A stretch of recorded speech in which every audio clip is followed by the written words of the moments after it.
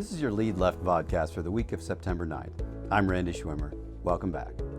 We admit to a weakness for baseball metaphors. Maybe it's how happenings in the national pastime so often mirror life and the capital markets. Our latest pearl of wisdom comes from Carlos Mendoza. After his star shortstop, Francisco Lindor, ended a slump with a game-winning home run, the New York Mets manager was asked about other hitters' struggles at the plate.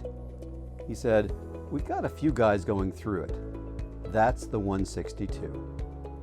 So go the ups and downs of a 162-game season, the dog days of summer and the exhilaration of a September pennant race. And 2024 in the deal-making world. Everyone is running hard to manage a growing pipeline of promising investment and financing opportunities while simultaneously preparing for whatever year-end surprises unfold."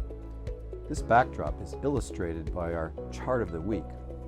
Public equity indices have bounced around since early summer as economic indicators swing back and forth. At one end are worries that the strength of the economy and continued persistent inflation demand higher rate cuts. At the other are concerns the impact of 18 months of 5% or higher benchmark rates showing up in deteriorating job figures and production. At press time, analysts split between a 25 and 50 basis point cut at the Fed's meeting this week. Some say the first move is less significant than the pace of future cuts. Put us in that camp. Inflation and labor data vary week by week. Only time will tell a clearer story.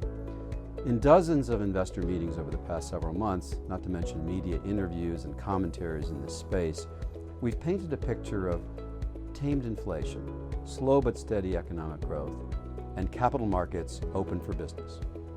Focus less on daily headlines and more on long-term trends.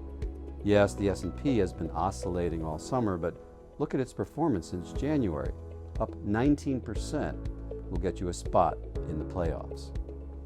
Long-term investors, particularly those in private capital, emphasize fundamentals. They ask how top managers deal with uncertainty. What economic signs do they watch? How will higher rates affect portfolios and deal sourcing? Will a recession result in worsening default and loss rates? What examples of successful workouts can you show to demonstrate the ability to withstand a prolonged downturn? Besides navigating these choppy waters, leading direct lenders are still processing an inflow of deals.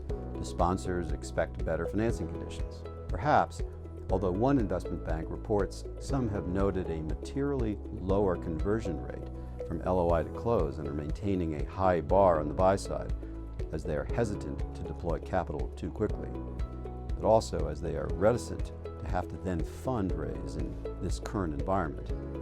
These are all good examples of the challenges issuers, investors, and managers contend with every day in private capital. That's the 162. Reporting from the dugout at the Lead Left, this is Randy Schwimmer, wishing you and your families a safe and healthy week.